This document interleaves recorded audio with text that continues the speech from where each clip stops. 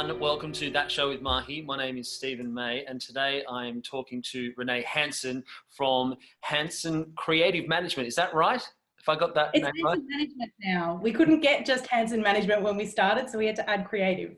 Okay. But yes. Hi, Renee. Hi. Thanks so much for coming on the show with me. There's a lot of questions. My pleasure. There's a lot of questions that, speaking to an agent, a lot of people are like, okay, what can I get in? And I think people's minds go a bit crazy, and there's people that are, they go, well, why don't you want to have me? We'll definitely talk about that aspect, but we're just sort of talking offline.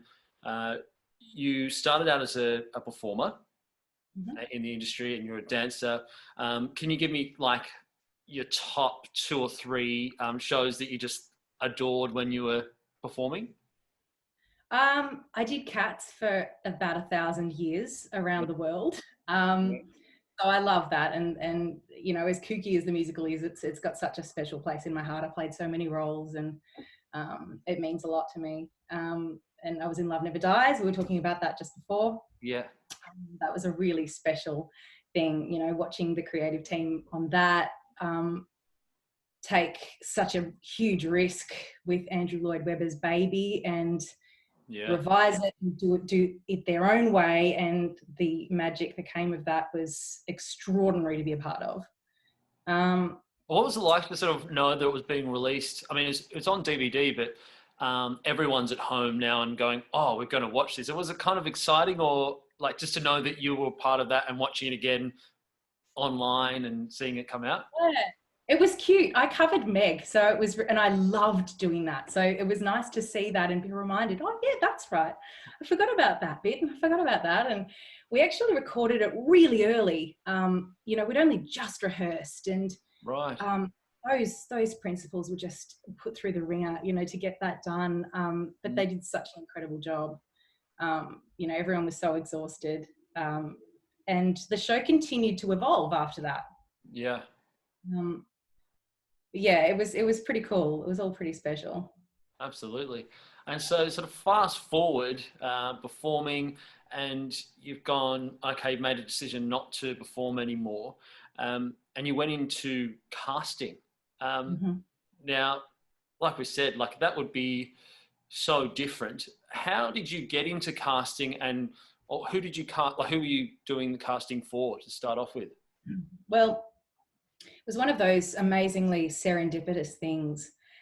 I was doing Legally Blonde at the time, and I didn't want to go on tour. I was sick of moving, and I was so fortunate to be in work consistently for over a decade, and I don't take that for granted at all.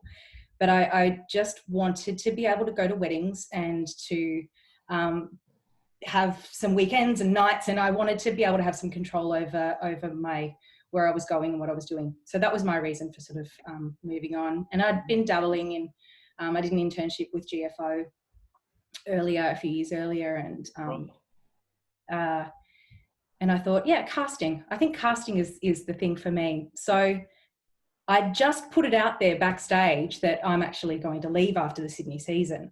Wow. And Helen Dallimore said to me, you're not going to believe this, but a friend of hers, John Mildren, had just said they're creating a new role to work for Eye for Casting and the Audition Room and Faith Martin Casting. Oh. So all within the one building at Fox Studios to be one person to work for all 3 companies. So I had an interview the next day and I started work on Monday. So I was doing 8 shows a week and it was pilot season. Oh, goodness. So it was a baptism of fire. Oh, God, I've never been so stressed. But it was the most incredible opportunity to just land in my lap. Yeah. Unbelievable. Unbelievable. So I guess as a performer, you kind of have an idea of what you're looking for. And you have probably done self-tapes before, or you've done those type of things. Like we were saying before, like, is it the same? Like, is it the same expectations? You're like, no, you've seen the frame, understand what's going on. Or did you just have this massive, like, lesson to go, oh, this is what's happening from behind the camera compared to what I was thinking what was going on in front of the camera? Yeah, I mean, for me, so if we look at, so say the audition room where people, if people are not familiar with the audition room, that's where if you have a self-tape to put down, you would go in, you would pay to put that down. So I would be behind the camera. Daisy Hicks has been doing it for the last few years. Yeah. And, you know, they would direct and read with you potentially if you don't have a reader.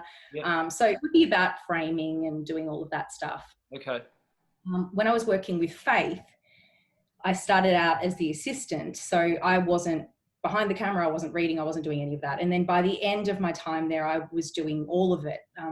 Wow. Again, so fortunate to be doing that, you know, that they put their faith in me to do that. Yeah. But as you learn, it's about sort of seeing what's coming in, what's getting traction, what works, what doesn't. So you learn a hell of a lot about acting when you're watching audition after audition after audition of the same piece. Yeah, of course. Over and over. Yeah. Yeah. And, you know, so we would be in touch we did a lot of US pilots, mainly, a lot of US work. Yeah. So the casting director in the US would engage us for a period of time. So we would then run those casting sessions looking for those roles. So we would be given the direction from the US casting team or from the US director. And then we would direct the actors accordingly. So I guess, I mean, 100 people are going to be saying like, you know, I never get, well, not never. Some people are like, why don't I ever get put forward for that? Or why am I like, I've done one, you know, 5 years ago, but never been seen again. In a sense of being, working for another company in the States and then going with Faith, do you guys submit the brief out there to all casting agents, or do you have a pool of casting agents that were like, this is where we're going for, we kind of want these people, or was it simply just like, I'm going to put the brief out and we'll see what we get back? It depends on the job and how much time you've got and at what is at stake. So this is something that I've found to be true across the board, and you would know this very well, you've been in the industry a long time, that relationships and trust are everything. So if you say we've been given 2 weeks to cast a role for, what's a show on TV at the moment? Stateless it's on my mind, just because I've watched it recently. Yeah. So we've got 2 weeks to cast one role. Wow. Now it's our job as casting, well, it was to only send the strong contenders. The worst thing you can do along the chain is waste someone's time. So if you're sending on a bad audition or someone who's not completely right, it reflects badly on you. So as this is one of those things that I went into casting thinking it's going to be fair opportunities for everyone, and it just doesn't work like that, because time is money. Yeah. You know, video space, if you're going to call someone in, that costs money to do that, to have that person in the studio. So self-tapes can often get you across the line to a certain degree, because you're not taking up that studio space, that you've only got a certain amount of slots for that 2-week period. Yes. There's a lot of work that goes into somebody like Matt Skrabalik at CBS in the US is wonderful for taking so much time to see so many people. He's very unique in this. He sees so many auditions. He really searches high and low. I don't know if he would have ever slept. I don't know how he does this. But it's just unrealistic to see so many people. And the longer you've been doing casting, you know who's going to hit the mark, and you've got a certain amount of room for risk. But if you've had the same person coming in a few times and they're just not quite there, they came in a few years ago and they weren't quite there, you've gone, okay, I'll see them again. It's been a while, I'll see them again. Yeah. Come back and they haven't improved, you know, or that quirk they had that didn't quite work out is still there. Yes. It's hard to continue to get them back in, because you know it's not going to go anywhere. You know they're not going to book the job. Yeah. I guess there's two things there then that we kind of know. I mean, if you're in a musical or you're in the top of your field in the TV or film industry, it's the kind of the same. People are going, well, I want to put my best foot forward. You have to put your best foot forward. It's not like, as you said, it's not just, oh no, we'll get everyone. I'm sure there's 20 people that are perfect for the job. It's like, well, if we really ask ourselves, is there 20? There's probably maybe 5. Everyone sort of talks about, like I'm seeing the same people over and over and over again on TV. There is a reason why, but why do you think they don't go, okay, cool, well, you've done 5 series over the last 10 years and you've been very successful. Why not put a fresh face in that probably has the same amount of talent? Good question. Really good question. So in my experience, yeah, it comes down to, you don't want to be the person in the chain who has taken the risk that has failed. So let's say Jessica Marais rates high. She's safe as houses, she's a great actor. She ticks all these boxes. She's beautiful. She's very strong. She's blah, blah, blah. Yeah. She's got a following. She's got a lot of credits. Yeah. If I am working at a network and I go yes to that,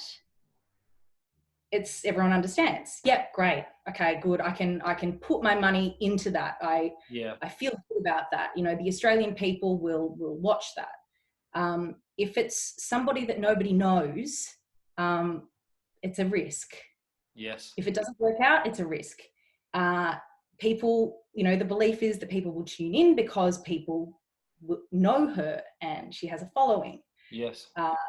This unknown quantity may be incredible and that would be awesome. But they're not necessarily going to get the traction with the audiences. It's not necessarily going to pay off. There could be somebody in the chain that says, who is this nobody? Who said yes to this? You can get into. Yeah. People want a solid investment. They want to know what they're investing in. Absolutely. And that's the same for stage too. That's things that transitions, Absolutely. You want a safe house investment. Yeah. I mean, there's so many people they want that turn or they want that, like, well, what about me? You're like, I will sort of dive into the fact that you're in management a little bit later, but I guess how then do you encourage people to keep going? Like some people might go, well, what's the point? Like if there's always going to be this pool of people, how do you now, like as a manager, inspire? I mean, I guess don't get people that aren't on that, always get the top tier people, but not everyone's going to be at the top. Like sometimes they could be at the top and then they fall down. It's sort of a bit of a seesaw. How do you then, get inspired or inspire your team, I guess, because you can only speak for your experience. How do you inspire them to keep going? I think knowledge is power. And if you just bury your head in the sand and go, oh, well, it just wasn't my time. Oh, well, it just wasn't my time. It just wasn't my time again. Mm-hmm. You're not going to get anywhere. The biggest thing I find is that people just stop working on their craft. So when the perfect role comes up, that could be their chance, and maybe those blocks aren't there. It is someone that they want to hire someone that is a new face, then they might not be up to scratch. Okay. So the biggest thing for us is that you continue to work. You continue to work on your craft, and not just sit back and wait. That's something that I really found in the transition from being in the dressing rooms at a theatre. Mm-hmm. I found the transition from being a musical theatre actor, being put in that pigeonhole, that was something that I was so against, and I really had such a huge problem with it, that there were these stereotypes. Yeah. And I realised that it's a very different sport. Screen acting is a very, very different sport. And because you're acting on stage does not mean it translates into screen, and does not mean that it's going to be at the same level. It's not going to have the layers, the depth, the bold choices that that you're going to be competing with in the screen work. So it's maintaining that awareness of where you fit currently, and knowing if it doesn't go your way, because let's use Jess Mahy as an example again. She's booked it. Okay, I don't have the credits. I understand that. Get some credits. Let's work our way up. You do what you can. You take what is in your control and you work with that. Yeah. That's kind of where we work. Okay. And so I guess let's sort of dive into a bit more of the management. Not to, I mean, yeah, like say someone's coming out of NIDA, WAPA, VCA. I don't want to miss anybody out. Yeah.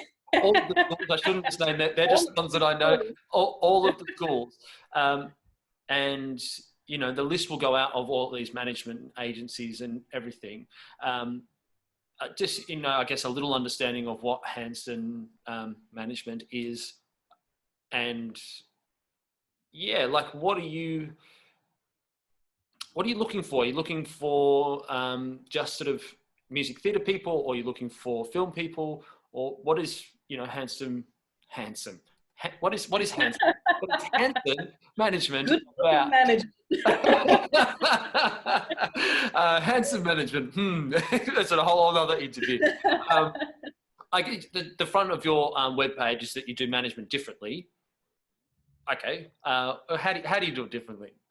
Yeah. So we're different from the norm because we are all former performers. So you know this, but not everyone may know this, that I started this business with Frank Hansen, and he was working at another large agency in Sydney while I was working in casting, and that's when we decided to start our own agency.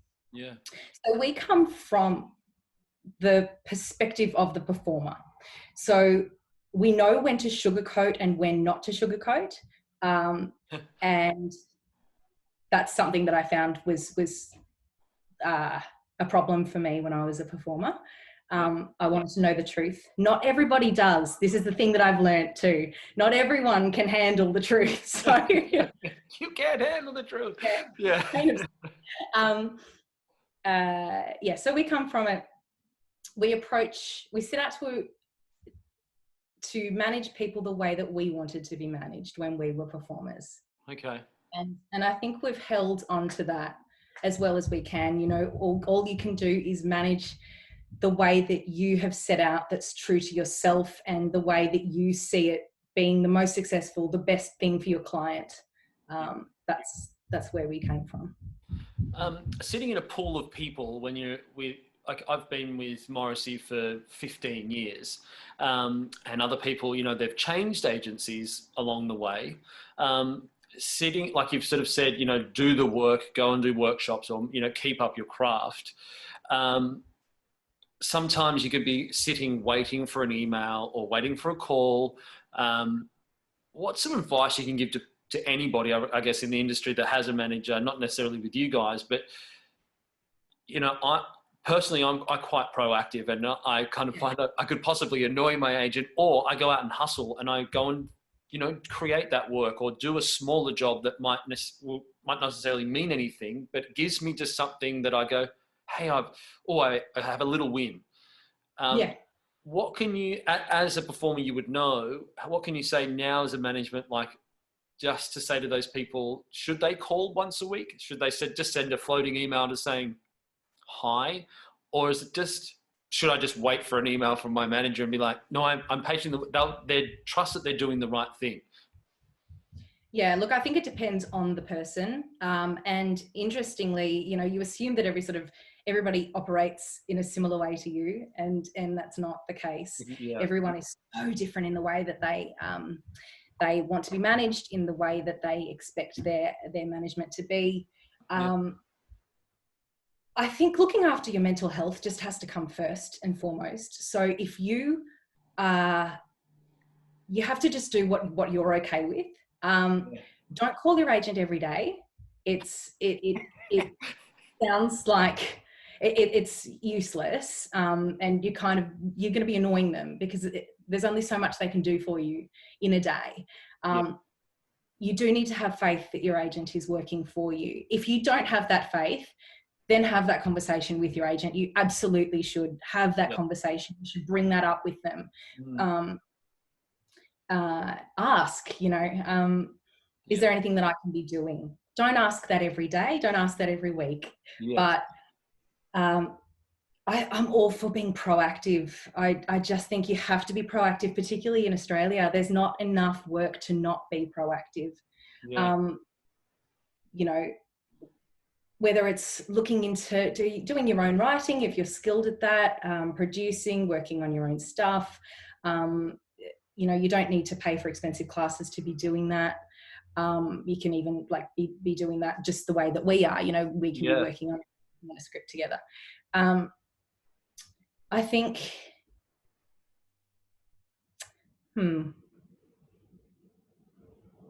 I guess there's a lot of things that I've been listening to, or simply just by doing this interview series.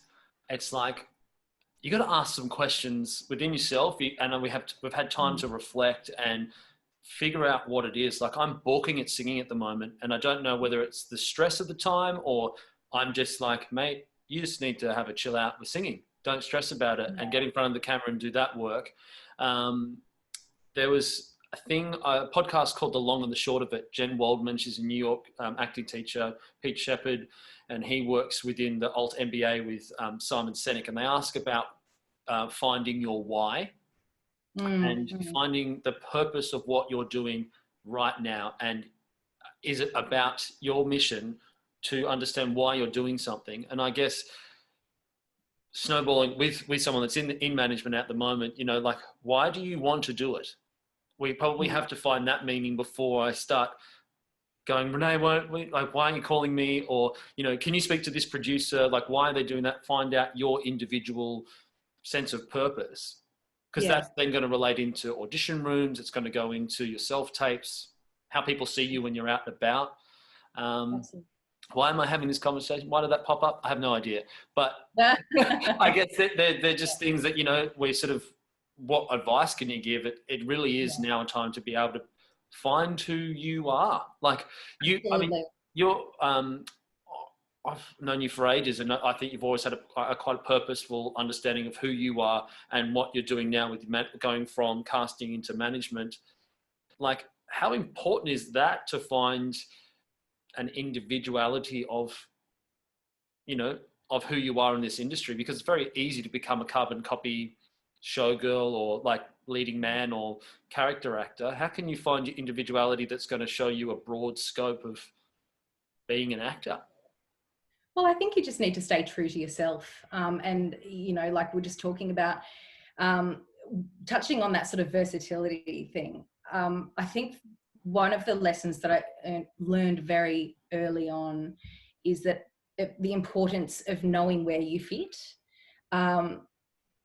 I've seen a lot of actors with immense talent disappear because let's say they're very gifted at comedy, but they're not actually very good at dramatic acting, but they want to be taken seriously. I can do everything. And they continue to push down these boundaries, and they make their agent push for them to be seen for this dramatic role. And they don't do very well with it. I'm not just a comedian. I'm not just a funny actor.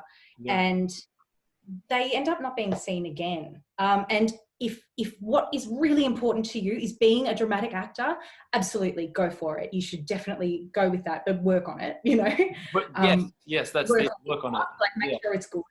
But just because they didn't want to be pigeonholed, they were missing out on all of these glorious opportunities at what they were good at.